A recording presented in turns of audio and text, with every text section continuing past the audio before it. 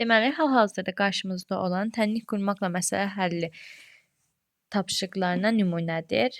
İndi hal-hazırda suala baxaq. Hazırda ana qızından 24 yaş böyükdür. 8 ildən sonra 3 dəfə böyük olacaqdır. Ananın neçə yaşı var?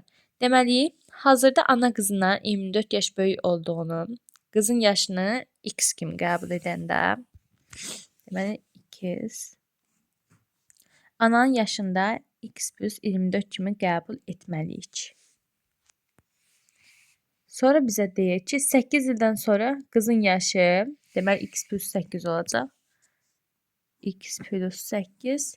Ananın yaşı isə x plus 32 olacaq. X plus 32.